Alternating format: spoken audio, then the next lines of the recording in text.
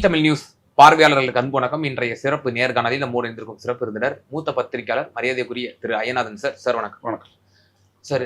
பீகார்ல தொடர்ந்து இந்த ஓச்சோரி கேம்பெயின் ஒரு பக்கம் சூடு பிடிக்க துவங்கி இருக்கு. ராகுல் காந்தி தொடர்ந்து மக்கள் மத்தியில அந்த ஓட்டர் அதிகார் யாத்ரா அது வந்து ஒரு மிகப்பெரிய ஒரு பிரம்மாண்ட வரவேற்புலாம் வந்து வர்றதுக்கு நம்ம நியூஸ் சேனல்ஸ்லாம் நம்ம பார்த்துட்டு வர்றோம். இப்போ அதை தொடர்ந்து இப்போ இன்றைய தினம் இறுதி வாக்காளர் பட்டியல் வந்து வெளியிடப்படும் என்று தேர்தல் ஆணையத்தால் அறிவிக்கப்பட்டிருந்தது. இப்போது அதனுடைய நிலவரம் என்னவா இருக்கு சார்? இப்போ சில பெட்டிஷன்ஸ் இருக்குது உச்சநீதிமன்றத்தில். இப்போ பார்த்தீங்க அப்படின்னம்னா 22ஆம் தேதிக்கும் 27ஆம் தேதிக்கும் இடைப்பட்ட 5 நாளில் வாக்காளர் பட்டியலில் தங்களுடைய பேர் இருப்பது இல்லாது மாறி இருக்கிறதுன்ற பல்வேறுபட்ட புகார்கள் வந்துட்டு கிட்டத்தட்ட 1,95,000 அதாவது 1,78,948 பெட்டிஷன்ஸ் வந்துருக்குது. இதெல்லாம் வந்துட்டு என்ன அப்படின்னா புகார் தொடர்பானது. இது இன்னும் அதிகரிச்சுக்கிட்டே வருது நாளுக்கு நாள். அப்படி இருக்கக்கூடிய சூழல்ல 1ஆம் தேதியை வெளியிடுறதை நிறுத்தி வச்சு 15ஆம் தேதி வரைக்கும் அந்த குறைபாடுகளை தீர்ப்பதற்கான ஒரு கால இதுவாக விடணும் அப்படின்னு சொல்லிட்டு பெட்டிஷன் போட்டிருக்காங்க. அதை இன்னைக்கு இந்திய உச்சநீதிமன்றம் விசாரிக்குது. ஸோ இதுக்கப்புறம் தான் தெரியும். கட்டாயம் 15ஆம் தேதிக்குள்ள அது வராது. ஏன் அப்படின்னம்னா ஒரு இயல்பான கிரீவன்சஸ் வாக்காளர் பட்டியலில் நான் ஏற்கனவே சொன்னேன். வாக்காளர் செத்ததா இவங்க தேர்தல் ஆணையத்தால் சொல்லப்பட்டவங்க உயிரோடு இருக்காங்க. பல இன்சிடென்சஸ்லாம் வந்துருச்சு. ராகுல் காந்தி ஒரு 4 பேரோட நின்று டீ குடிச்சாரு.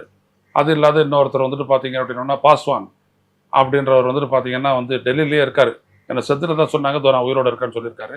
அதே மாதிரி இன்னொரு ஆசிரியர் ஒருத்தர் அதே மாதிரி செத்துட்டான்னு சொல்லிட்டு அவங்கள இது பண்ணிட்டாங்க, அவங்க உயிரோடு இருக்காங்க. இந்த மாதிரி ஏகப்பட்ட கம்ப்ளைண்ட்ஸ் எல்லாம் இருக்குது. ஒரே அட்ரஸ்ல வந்துட்டு 1069 பேர், ராகுல் காந்தி காட்டின 948 பேர் அப்படின்னு ஏகப்பட்டது இருக்குது. இதெல்லாம் எப்படி சரி பண்ணாம எப்படி நீ இந்த இறுதி பட்டியலை வெளியிடுவ அப்படின்ற ஒரு கேள்வி இருக்குது உச்சநீதிமன்றம் முன்னாடி. எனவே அது இப்போதைக்கு அது வெளிவராது. ஸோ நீங்க சொன்னீங்க ஹியூஜ் நம்பர் 178,000 கம்ப்ளைண்ட்ஸ் வந்திருக்கு அப்படின்னு சொல்லி அது அனைத்தையும் வந்து தேர்தல் ஆணையர் மறுத்திருக்கிறார் என்ற தகவலும் வந்தது. காங்கிரஸ் செய்தி தொடர்பாளர் இதை வெளியிட்டிருந்தார். இதை அவனை அனைத்தையும் வந்து உதாசீனப்படுத்தியது எலெக்ஷன் கமிஷன் ஆஃப் இந்தியா அப்படின்ற ஒரு தகவலே காங்கிரஸ் அந்த உள்ளூரினுடைய செய்தி தொடர்பாளர் பிரஸ் மீட்ல ஓபனா உடைச்சார். Since the last order of the Supreme Court on August 22 permitting the filing of claims along with the Aadhaar card, the number of claims have doubled from 84,305 on August 22 to 1,78,948 on August 27 in only 5 days. இப்போ வந்துட்டு நீங்கள் பார்த்தீங்க அப்படின்னம்னா இதை எப்படி உச்சநீதிமன்றம் புறக்கணிக்க முடியும்? இது எப்படி நீ தப்புன்னு சொல்லுவேன்? நீ எல்லாம் அனலைஸ் பண்ணியா? நீ பார்த்துட்டியா? நீ என்ன சொல்கிற? 33,000 கம்ப்ளைண்ட்ஸ் வந்துட்டு நான் செட்டில் பண்ணிட்டேன்றேன். அப்போ என்ன அர்த்தம்? நீ செட்டில் ஆகாத எவ்வளோ கழிச்சு போட்டிருக்கலாம், எவ்வளோ அப்ளிகேஷன், அது யாருக்கு பார்க்குறது? அப்போ நிறைய கேள்வி. இந்த தேர்தல் ஆணையத்தை பற்றிய நம்பகத்தன்மைன்றது 100% ஜீரோ.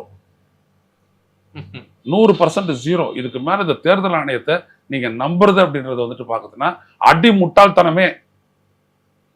அவ்வளவு பெரிய ஃப்ராட் பண்ணிட்டாங்க. இந்த பாருங்க, ஒவ்வொரு நாளும் பத்தியா எழுதிட்டு வராங்க. ஒரே அட்ரஸ்ல 1069 பேர் சேர்க்கை. எவ்வளவு?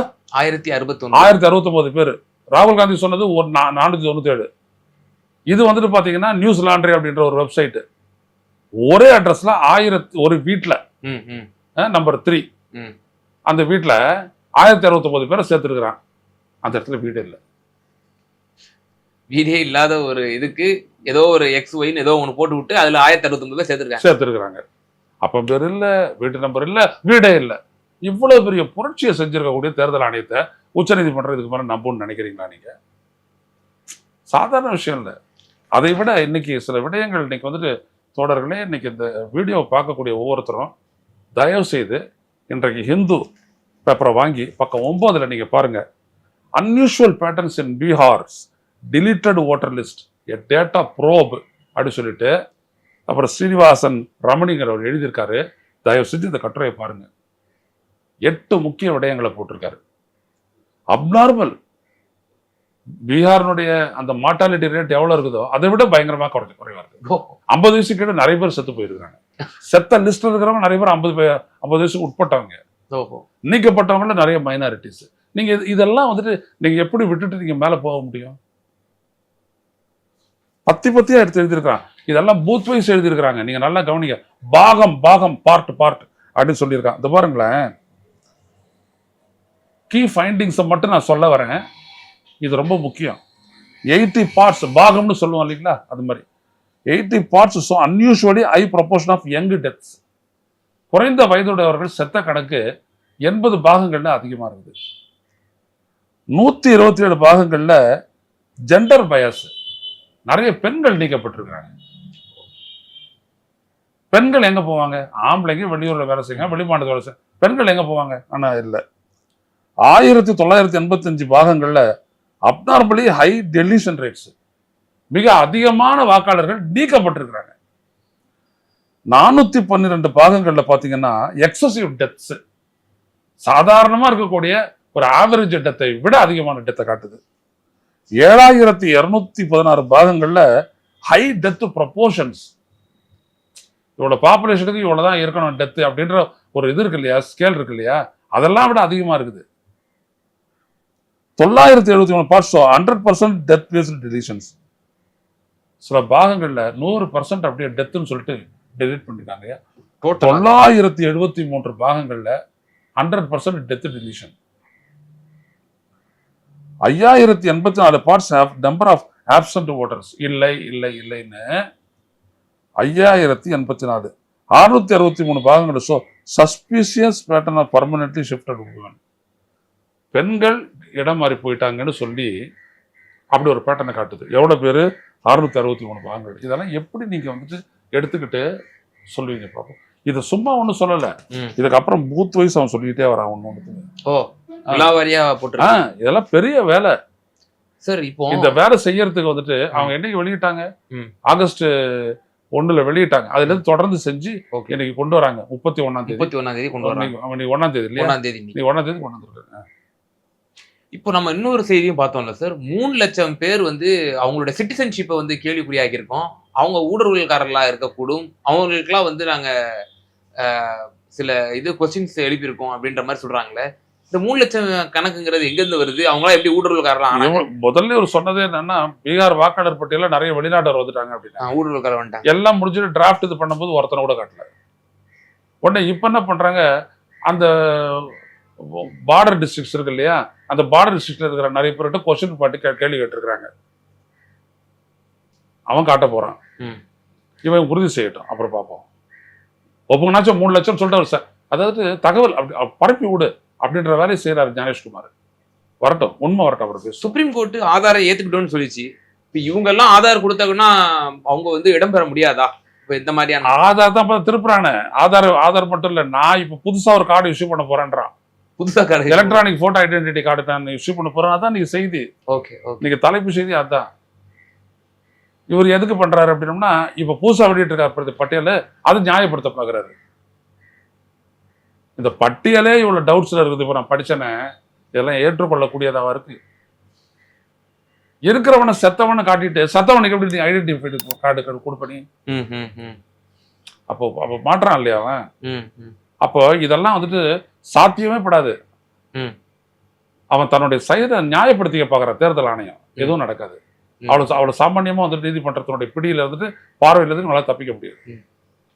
குறிப்பாக திரு ராகுல் காந்தி அவர்கள் ஒரு டிஸ்ட்ரிக்டை சொல்லி, அந்த டிஸ்ட்ரிக்ட்ல உள்ள கிராமத்தை சொல்லி, இதுல ஒரு வீட்டுல 947 ஓட்ஸை வந்து துணிச்சிருக்காங்க அப்படின்றத மேற்கோள் காட்டினார். நீங்க எப்படி ஒரு எக்ஸாம்பிளுக்கு நீங்க ஒரு இதை காமிச்சிங்களோ, அவரும் ஒரு எக்ஸாம்பிளுக்கு அதை சொன்னாரு. சொல்லி பீகார், ஒட்டுமொத்த பீகார்ல இது மாதிரி எத்தனை போலி வாக்காளர்களுக்காக எங்களுக்கு அச்சமா இருக்கு, ஒட்டுமொத்த இந்தியாவிலையும் வந்து எத்தனை போலி வாக்காளர்கள் இருப்பாங்களோ அப்படின்னு சொல்லி இன்னும் மேல் அச்சமா இருக்கு. அதான் தைனிக் பாஸ்கர் அப்படின்ற ஒரு பேப்பர் இருக்கு இல்லைங்களா, அதான் வந்து இந்தியாவிலே அதிகம் விற்பனையாகக்கூடிய ஹிந்தி பத்திரிகை. அது ஹிந்தி, ராஜஸ்தான் வருது, ராஜஸ்தான் இது ஹரியானா அந்த மாதிரி இடங்கள். அவங்களதுல வந்துட்டு இங்கிலீஷ் பாஸ்கர்னு அவங்களுடைய பத்திரிகை இருக்குது. அவங்க வந்துட்டு பாத்தீங்கன்னா மத்திய பிரதேசத்துல பண்ணியிருக்கிறாங்க. அங்கேயும் பாத்தீங்கன்னா இதே மாதிரி நிறைய குளறுபடிகள். இந்தியா முழுவதும் தயார் பண்ணியிருக்காங்க. தமிழ்நாட்டிலேயே 7% அவங்க சேர்த்து ஹைக் பண்ணியிருக்கிறாங்கன்னா மற்றதெல்லாம் எப்படி சொல்லுவீங்க? தமிழ்நாட்டிலே இவ்வளவு தூரம் வச்சுக்கிட்டு பவர்ஃபுல் மெஷின் இருந்துமே வந்து நம்மளால நடந்திருக்கு. ஆமா, அங்கேயே நடக்குதுன்னா மற்ற இடங்கள்ல எப்படி நடந்திருக்கும் பாத்துக்கோங்க. சோ அப்பட்டமா அதிகார துஷ்பிரயோகம் பண்ணிருக்கு. அதிகார துஷ்பிரயோகம்ன்றது இல்லைங்க, மோசடி. மோசடி நீங்க எதான் கவனிக்கணும்.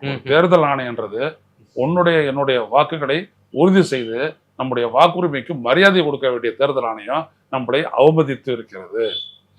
அதான் உண்மை. சார் இப்போ இந்தியா பிளாக் வந்து குறிப்பா காங்கிரஸ் இது முன்னெடுத்துட்டு செல்லுது. நம்முடைய முதலமைச்சரும் பீகாருக்கு சென்று அந்த ரேலியில பங்கேற்று ஆதரவு தெரிவிச்சிருந்தாங்க. இந்த ஆதரவு பெறுகிறதா அப்படிங்கிற ஒரு கேள்வியும் முன்வைக்கப்படுது. குறிப்பாக டிஎம்சியினுடைய எம்எல்ஏஸ் யூசுப் பத்தான் போன்றவர்கள்லாம் கூட களத்துக்கு போய் ராகுல் காந்திக்கு ஆதரவு தெரிவிச்சிருக்கிறாங்க. அதை மாதிரி நம்ம செய்திகள்லாம் பார்த்துருக்கோம். டிஎம்சி இதுவரைக்கும் இந்தியா கூட்டணியில் இருக்காங்களா இல்லையான்னு கூட நமக்கு வந்து தெரியாம இருந்த சூழ்நிலையில எதிர்கட்சிகளை ஒன்றிணைக்கக்கூடிய ஒரு கருவியா இந்த மால் பிராக்டிஸ் வந்து ஒரு அச்சாரமா அமைஞ்சிருச்சா? என்னைக்கு பாரத் ஜோடோ யாத்திராவை பண்ணாரோ ராகுல் காந்தி, அன்னையில இருந்தே அவர் தான் இன்னைக்கு வந்து நம்பர் 1 லீடரா இருக்காரு இந்தியாவில். இப்ப கூட மோடிக்கு பிஜேபி சாகரோட தெம்பு இருந்ததுன்னா பீகார்ல வாக்குச்சீட்டுல தேர்தல் நடத்துங்க. 10 சீட் ஜெயிக்க மாட்டீங்க நீங்க. 10 சீட் ஜெயிக்க மாட்டீங்க நீங்க. அசம்பிளி சீட்டு 10 சீட் ஜெயிக்க மாட்டீங்க. அதுக்கு நீங்க ஏகப்பட்ட திருட்டுத்தனம் பண்ணணும். கட்டி முடியாது. அவ்வளவுதான். இவ்வளவுதான் உங்களுடைய ஸ்ட்ரென்த். எல்லாம் தெரிஞ்சுதான் RSS நீ போடா வீட்டுக்குன்றான். இப்ப பல்ட்டி அடிச்சிருக்கிறாரு மோகன் பாகவத், அது வேற விஷயம். இவ்வளவுதான் எங்களுடைய மரியாதை. எங்கேயுமே பிஜேபியினுடைய ஆதரவு 10% கூட கிடையாது. அதனால தான் இவங்க வந்துட்டு முதல்ல இவிஎம் நம்பினாங்க. அது போறாத வாக்காளர் பட்டியல், அது போறாத பர்சன்டேஜ் இன்க்ரீஸ், டிலிஷனு, இந்த மாதிரி 4 விதமான களவுத்தனத்தில் அவங்க ஈடுபடுறதுக்கு காரணமே அவருடைய செல்வாக்கு மட்டமா போயிடுச்சு. சார் அவர் இன்னும் ராகுல் காந்தி அவர்கள் சில விமர்சனங்களை முன்வைக்கிறாரு. இன்னும் எனக்கு பல நியூக்ளியர் வெப்பன் ஸ்டாக்ல இருக்கு, அதை இன்னும் அடுத்த சில மாதங்கள்ல வந்து நான் வெளிப்படுத்துவேன். லோக்சபா தேர்தலில் கிட்டத்தட்ட அவர் 70லேருந்து 80ங்கிறாரு. இன்னும் சில அரசியல் விமர்சகர்கள் கூர்மைப்படுத்தி என்ன சொல்றாங்க அப்படின்னா, அந்த தேர்தல் ரிசல்ட்டுக்கு ஒரு நாள் முன்ன அந்த ரிசல்ட் அன்னைக்கே ஒரு 140 டிஸ்ட்ரிக்ட் கலெக்டர்ஸ்க்கு வந்து போன் போட்டு த்ரெட்டன் பண்ணாரு அமித்ஷாங்கிற ஒரு கருத்தை சொல்லப்படுது. ஸோ லோக்சபா தேர்தலில் மேற்கோள் காட்டுறாரு ராகுல் காந்தி, ஹரியானா தேர்தலில் மேற்கோள் காட்டுறாரு, மகாராஷ்டிரா தேர்தலில் வந்து மேற்கோள் காட்டுறாரு. இப்போ இந்த நடந்த தேர்தலையும் வந்து நான் மகாதேவ்புரா மாதிரி இதுவும் நான் வெளிப்படுத்துவேன் அப்படின்றாரு. இது எவ்வளவு பெரிய இம்பாக்ட் ஏற்படுத்தும் நினைக்கிறீங்க? பெருசு சார். என்ன அவங்களுக்கு என்ன பண்ணாங்க, தேர்தல் ஆணையம் எந்த இடத்துல போயிட்டு பதுங்கி இருந்தது இவ்வளவு நாளா. அவங்களும் பிஜேபியும் பெரிய ஸ்கேல்ல பண்ணியிருக்கிறோம். இதை யாரால வெளிப்படுத்த முடியும்? இதெல்லாம் பெரிய ஆராய்ச்சி. இப்ப மகாதேவபுரா பண்ணியிருக்காங்க அப்படின்னம்னா எவ்வளவு நாள் அது பண்ணியிருக்காங்க? 6 months. எவ்வளவு பேரு? 40 பேரு. யாரு செலவு பண்றது? காங்கிரஸ் கட்சி செலவு பண்ணி இவ்வளோத்தையும் பண்ணிச்சு. சசிகாந்த் சத்தியில் உண்ணாவிரதம் இருந்து ஹாஸ்பிட்டல் இருக்காரு, இவர் தலைமையில் எல்லாத்தையும் பண்ணாங்க. பண்ணிக்கிட்டு கொண்டாந்தாங்க. ஒரே ஒரு அசம்பிளி செக்மெண்ட்ல மட்டும் 1,250,000 போலி வாக்காளர். இப்ப இந்த நாட்டில் இருக்கக்கூடிய 4,900 அசம்பிளி செக்மெண்ட்டுக்கும் யார் பண்றது? அதான் மிஷின் ரீடபிள் இதை கொடுங்க, தரவுகளை கொடுங்கன்னு கேக்குறாங்க. தரமாட்டான். அவன் தான் கோடி திருடன்ற வார்த்தையை நான் பயன்படுத்தினேன் தேர்தல் ஆணையத்துக்கு எதிராக. கோடி திருடன் அப்படின்னா, கோடி திருடன் பாத்துருக்கீங்களா நீங்க? கொஞ்சம் வந்து உணவு தூக்கி போட்டு அவன் பாட்டுக்கு பேசாத உட்காந்துட்டு இருப்பான். அந்த கோடி கிட்டவன் அப்படின்னு அவ்வளவுதான் தெரியும், ஒண்ணுமே தெரியாது. அங்க இருக்கிற கோடி டிஸ்அப்பியர் ஆயிடும், இவனோட பைப்புல போயிடும். அப்படின்னு அவ்வளவுதான், முடிஞ்சு போச்சு. அப்படியாப்பட்ட திருடனுங்க, அவங்களோட பயங்கரமான திருடனுங்க. அவங்க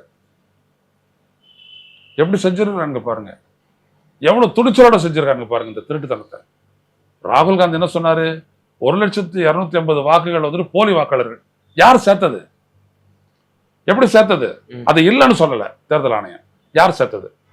எப்படி சேர்த்தீங்க? இதற்கான வழி தேர்தல் ஆணையமே பண்ணி வச்சிருக்கா தான் நான் போன முறை சொன்னேன். அவனே அவனுடைய இணையதளத்துல எல்லா விதமான வழியை பண்ணி வச்சிருக்கான். அதை பண்ணா பிரமுக்ஸ் அப்படின்னு சொல்லக்கூடிய அந்த RSS பிஜேபிக்காரங்க பண்ணியிருக்கிறாங்க. இவ்வளவுதான் வித்தியாசம். ஸோ எல்லாம் ஹேண்ட் இன் கிளவ் சேர்த்து பண்ணியிருக்காங்க.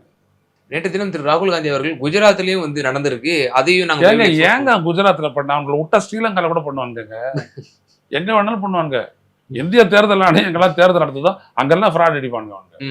ஆமா, அதான் நான் இப்போ சொல்ற தேர்தல் ஆணையத்துக்கு நீ யோக்கியனா இருந்தான்னா இப்போ இதுக்கு மேல இவிஎம் கிடையாது, இதுக்கு மேல தேர்தல் நடத்துறேன் இவிஎம் நான் 100% எண்ணி முடிவு அறிவிப்பேன்னு சொல்றேன். டே நாங்க 6 நாள் காத்துட்டு இருக்கிறோம், 60 நாள் காத்துட்டு இருக்கிறோம், அதை பத்தி உனக்கு என்ன வந்துச்சு?